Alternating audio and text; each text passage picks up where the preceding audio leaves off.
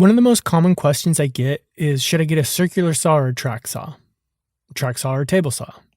Job site or cabinet? Basically some iteration of that question. And while I can't answer that question without truly knowing you and what your situation and goals are, hopefully this video will serve as a guide to help you make that decision on your own.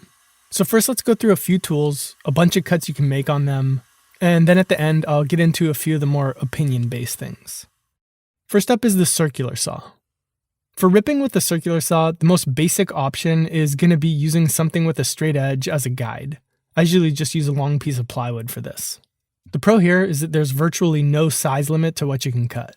In other words, if you had a straight edge 100 miles long, you can make a 100-mile long cut. You just need a big battery or a long cord. The downside is that it's just kind of slow. You have to reset up your cut each time you make a new one. So if you were trying to rip 4 identically wide panels, it would just take you a little bit longer, and you'd be more likely to introduce human error as you set up the cut 4 different times. Now, I've built entire projects with circular saws, and something like this, the KREG rip cut, really helps to make it easier. Basically, it lets you set a distance and repeat the cut as many times as you like. So it doesn't make the actual cut faster, but it makes the setup faster and a lot more consistent. So if a circular saw is going to be your main tool, I'd pretty easily recommend something like this. And by the way, I'm going to put links to everything that I'm talking about in the description, so you can check them out after the video if you're interested. Okay, the next tool we're going to talk about is a track saw. Ripping with a track saw is pretty similar to ripping with a circular saw on a straight edge. The main difference being that the setup is just a lot faster.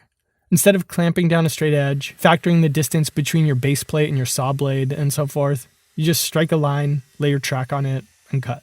The downside would be that you're limited by the amount of track that you have.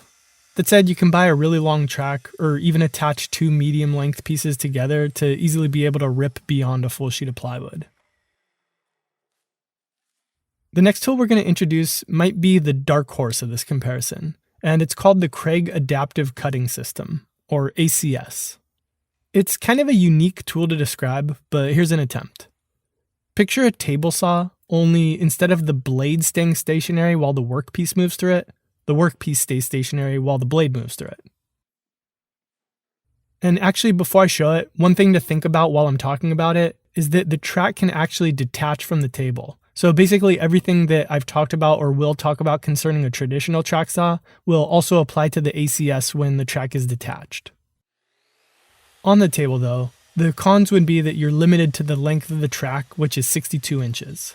But the pro would be, of the tools we've discussed so far, this is the only one that really rivals the speed and repeatability of a table saw.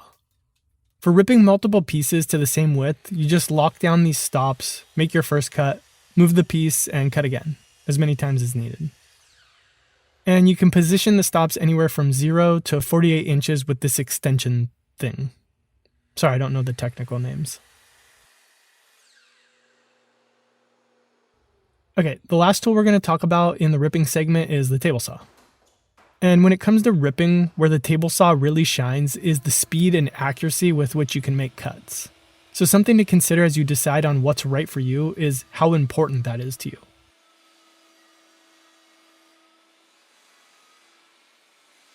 If I'm being honest for myself, what's more beneficial is the fact that it's probably the tool that's the quickest to make tiny little adjustments to as you sneak up on things. And that is something that I do utilize quite a bit. In terms of capacity, there technically aren't any limitations to how long of a piece you can rip, but I will say that as pieces get bigger, they become harder to control, and at a certain point, it just makes more sense to bring the tool to the workpiece rather than the workpiece to the tool. For example, if you told me to rip a 4x8 sheet of plywood at 24 inches, I'd much rather use a circular saw than my table saw. Unless I had somebody helping me, and even then it's a toss-up. Conversely, if you told me to remove a 32nd of an inch from a piece, I'd go for a table saw, and would never consider doing that on a circular saw. And I suppose this is a generalization, but it's a generalization that I would say is true for the most part. But the bigger the tool, the better it is at handling smaller, more intricate cuts, and vice versa. Actually, here's proof. The table saw is the biggest tool we're showing in this head-to-head, and the cross-cut capacity for the width that I can cut is 25.5. In other words, the least. But back to cross-cutting. Where the table saw shines again is in the speed and repeatability of what it offers, which you can see here.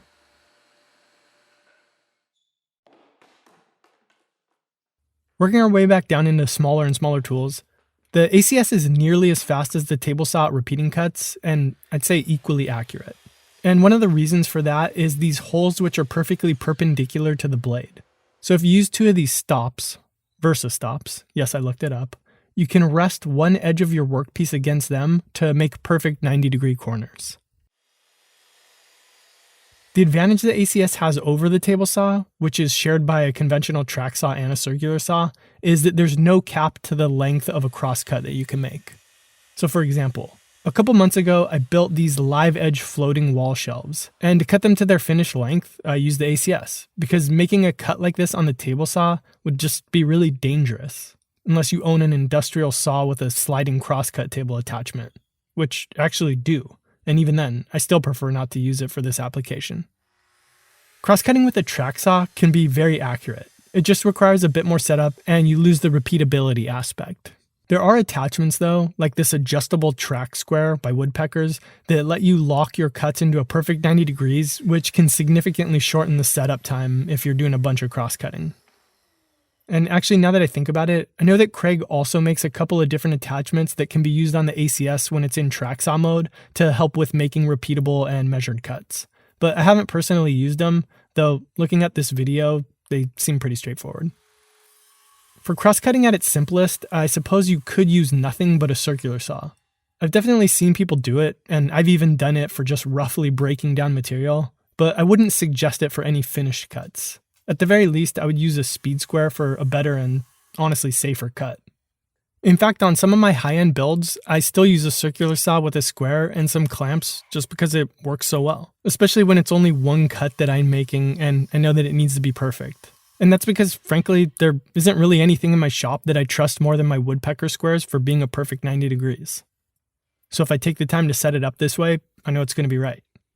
If you do want to get a little bit fancier with the circular saw though, again there are add-ons like the KREG AccuCut that essentially turn your circular saw into something very similar to a track saw. For cutting angles on panels with a circular saw, again a speed square is your friend. And the good news is 45 degrees is probably the most common angle people cut. If you're cutting something else though, you'll most likely just need to mark it out, measure it, and then use a straight edge and some clamps. Or again, something like the AccuCut, which as I said before, pretty much mimics a track saw. Another feature of the woodpeckers attachment that I showed earlier is that you can lock it in at any angle, which would be really helpful if you need to repeat the same angle for multiple cuts. On the ACS, making angle cuts can be pretty similar to a track saw, where you just strike a line and then cut to it. But the holes in the table can also be used to quickly make 45-degree cuts. Or if you want to repeat a weird angle, you can use this miter guide to lock it in. On the table saw, again, it's going to shine when working on smaller pieces. For example, if you're making something like a picture frame, it would be a lot easier here than on the other tools. But just like before, you're going to have trouble working with larger panels. For example, in this shot, the panel that I'm trying to cut here isn't really that wide. But as you can see, I can't safely cut it as my miter gauge is already beyond the front of my table. Hey, sorry to interrupt. I just wanted to take a second to thank Rockler for sponsoring this video. In addition to showing off a lot of the tools that I'm showing in this video, they carry thousands of others, probably even tens of thousands. And whether you're brand new to woodworking or not, I'd highly encourage you to bookmark their website, and if you happen to be lucky enough to live close to one of their physical stores, go in and check it out. They're a great woodworking resource, and they have a ton of jigs that you guys have seen me use in my other project builds. And they also have a lot of specific hardware that you might not find in big box stores. So I'm going to throw some links in the description to a lot of the tools that I've been talking about in this video, as well as to some of the non-saw related tools that are my favorites. So check them out, and thank you again, Rockler, for sponsoring this video, and let's get back to it. If a circular saw were my only tool, I don't imagine that I'd do a whole lot of this kind of cutting, and would probably opt for biscuits, dominoes, or pocket holes most of the time.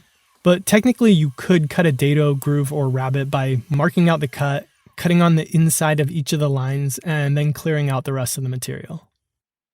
Making these kind of cuts on a track saw would be pretty much identical to doing what we just did on the circular saw. Again, doable, but if I'm being honest, I just don't see myself doing it very often. The ACS is the first tool that actually makes it more realistic in my opinion. And actually, I'm going to try a technique for making a perfect size dado that I use on my table saw and see if it works on the ACS. Once I've marked where I want to cut my dado, I'll set the piece that's going to go in the dado in between my fence and the workpiece to use as a spacer. And then I can make my first cut. Next, I'm going to remove the spacer piece and insert a couple of 1/8 inch drill bits to use as spacers. And the reason for using these is they're the exact same thickness as the saw blade. So if I didn't use them, the dado would end up being too wide by exactly the thickness of the blade. And now I can make my second cut. Next, we'll clear out the material in between, and in theory, it should fit perfect. Alright, here's a moment of truth. So I'll admit that actually worked better than I expected it to, but on the table saw you could use this exact same method, and you just need to use a miter gauge or a crosscut sled.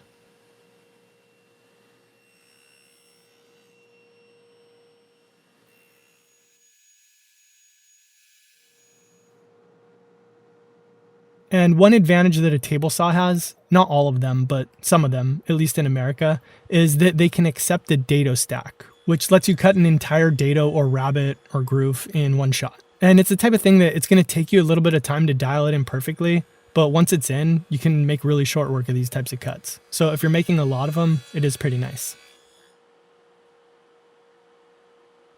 All right, so now you've seen all the cuts, you've seen the tools, and maybe you have an idea of which way you're leaning. But the last thing I want to do is just share a few thoughts and opinions that may or may not affect what you're thinking. So no matter what tool you lean towards, I'm of the opinion that you should aim to buy quality. And that way you only buy once, and you don't have to replace something after a year or two. And also realize that not all tools are equal. What I mean by that is, if you were to ask me what I prefer between my KREG ACS and my SawStop professional cabinet saw, I'm pretty easily going to say the professional cabinet saw. Now, if you were to ask me what I prefer between the ACS and my job site SawStop, it starts getting pretty close. And if you ask me what I wanted between, let's just say, a less expensive table saw and the ACS, I'd pretty easily take the ACS.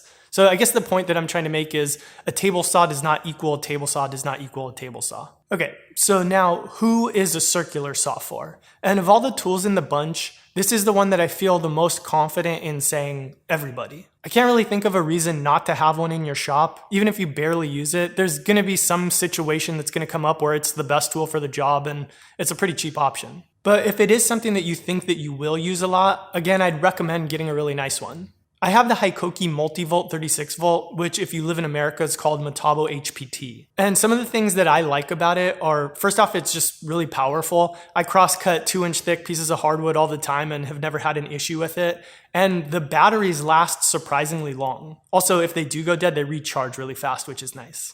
Now, I'm not suggesting that this is the only nice one on the market or the one that you have to have. I'm sure there are plenty of good ones. But at the end of the day, what I would say is go to the store, get your hands on them, and just see what feels right to you. Okay, the next question is, who is a track saw for? And I think there's a couple people. So first is a person that maybe they've gotten a little bit more deep into the hobby and they want to do some of the things that they're doing with their circular saw, but just a little bit quicker. And maybe they're not ready due to space issues to get a table saw or some other factor. And here's the good news. If you did get a track saw as a stopgap and then say a year or two later you got a table saw, I don't think you're going to regret it. Sure, you might use it a little bit less, but if you guys watch my videos, you know that there's barely a project that goes by where you don't see me bust it out. So no matter how nice of a table saw I get, the track saw still has a valuable place in the shop. And I think that the other person that a track saw might be for is somebody kind of similar to who I was when I first got into this hobby. So when I got into it, I dove pretty much headfirst into it. One of the first things that I got in my shop was a 3 horsepower, 52-inch Grizzly table saw, 3 horsepower, really nice saw basically. And I didn't have a track saw or a circular saw at the time. And basically about a year into it, I realized that it was kind of crazy to make every single cut on the table saw. So I got one. And like I said, it's been 7 years and I haven't regretted it once. Now, for anybody who is considering a track saw, I will say I would strongly take a look at the ACS, especially if you don't have a table saw or aren't ready for one. And here's why. So as of October 2019, here are some of the prices. So for my Festool track saw and a 55-inch guide rail, it's $735. For the ACS plunge saw and a 62-inch track, it's $400. Now, I'm sure somebody can point out why one is technically better than the other, but I've been using my Festool for probably 7 years or so. Like I think that's about how long it's been. And it's a great saw. I have no complaints about it. I've never had one problem with it. The ACS I've probably had for about 9 months, and again, no problems with it. And honestly, they're equal to me. I like them both the same. But the main reason that I would say check out the ACS, again, especially if you don't have a table saw or aren't ready for one, is for the master system. So that's with it on the table with all the accessories and everything. I think it's like $900. Now, I know that's not cheap by any means, and I'm not suggesting that somebody just go out and buy it on a whim. You want to do your research first. But when I think about the fact that that's only $165 more than the Festool plunge saw and track, it starts to look like a pretty good deal. I guess another way to say it is I think that the project table is really a game changer and just kind of elevates the whole thing to a new level. And really, it's the only thing in this bunch that I would consider as a legitimate stand-in for a table saw and that I could see being the center of a workshop. Speaking of table saws, and to answer the job site versus cabinet saw question, which I get asked a lot. So the price breakdown is, I think the job site saw is roughly $1,400, and the professional cabinet saws start at around $2,500. And the simplest answer I can give is this. So if you have space for either of them and you have the money for either of them, I would say get the cabinet saw. If you have space for either of them, but maybe you don't have the money just yet, but you might in a year, I would say wait a year and get the cabinet saw. Now, if you absolutely don't have the space, then I would say get the job site saw. And if you do have space for either, but you have to take your saw with you sometimes to a job site, well, obviously job site then. Now, I know that's very simplistic and that might not be the solution for everything, but that's just the way that I feel. A cabinet saw is just going to give you a bigger cutting capacity. It's more powerful. It's actually quieter to my ears. I don't know if that's true. And obviously there's cheaper options you can get than a saw stop, either for a job site or for a cabinet saw. But with this being my full-time job and how many hours I spend around these saws, it makes sense to me to splurge for that safety feature. Again, that's just me. I'm not telling you you have to do that. But yeah, it just made sense for me. And I also don't want you to think that I'm bad-mouthing the job site saw. This is a great saw. If this is all you could fit and you want to have a table saw, I think you're going to be very happy with it.